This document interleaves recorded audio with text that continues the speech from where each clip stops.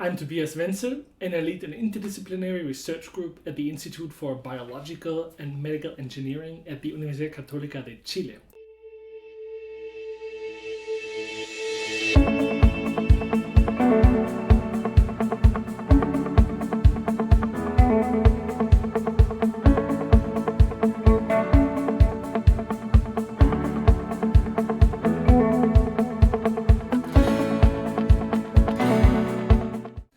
Today I want to tell you how open source instruments improve the impact of our research.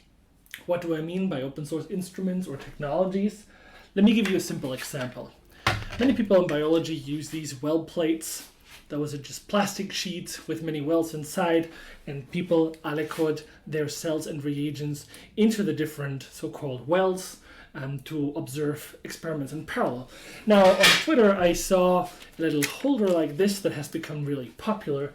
That's just there to hold these little well plates in place with a template sheet that tells you the coordinates to avoid errors in pipetting. Now I didn't know this, and many people online, so it became popular.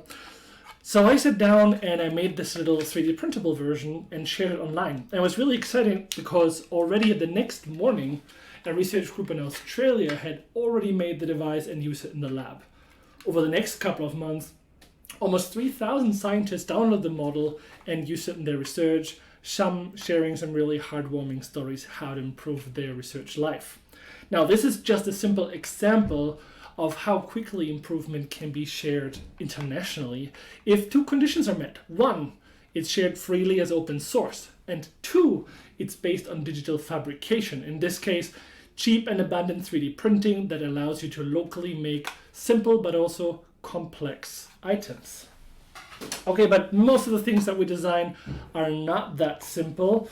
Instead, we use, for example, for our research and teaching, these robotic 3D printed microscopes, and we work and improve with precision syringe pumps for microscopy and microfluidics. And in fact, this is a part of our recently released high-speed imaging and droplet microfluidics platform. Because it's open source, it's very customizable, so we made many different versions of it according to our research needs. Now, these kind of instruments that are much more complex, they also require a lot more time and energy to design and share. So on top of designing several versions, we do extensive testing to make sure they are at least as good as the state of the art. And then we share extensive documentations, how to assemble this for people without technical know-how, and sometimes even seminars and workshops that we organize around them. So now the big question is all this time and energy well invested in your research output, or can it be a distraction? Now, here are 3 reasons why for us it's a clear yes, and how this improves the research that we do, so that you can make up your own mind if this would work for you. Number 1, it's collaborations. To tackle the big questions of how biological life works, we need to collaborate with other smart scientists and specialists. And it really helps us that we have these compact and low-cost instruments, so we can place the advanced methods we develop in our lab into the labs of our collaborators and work with their special samples and environments. Number 2, it's collaboration or sharing beyond the collaborators' labs. So to me this is quite obvious, but what good is it if we develop a really awesome method and we publish how cool we are, but then all the smart researchers around the globe who need to apply this to their samples cannot access the method? So we want to do research that is impactful because people and scientists around the globe can actually apply it. And that brings us to point 3, which is by far the most important. Here it comes. Building these technologies helps us to do creative and free science. This cannot be underestimated. This is true for all kinds of disciplines, but especially in biomedicine. Let me give you a bit of context. There are as many cells and bacteria in our body as there are leaves in the Amazon rainforest, and they interact in dynamic ways to form these emergent functions that we know from biology, the functionality and regeneration, sustainability. Things are absolutely amazing and beyond our engineering capabilities even. To study these systems, we rely on technologies, and this shapes how we see biology and how we understand and quantify it.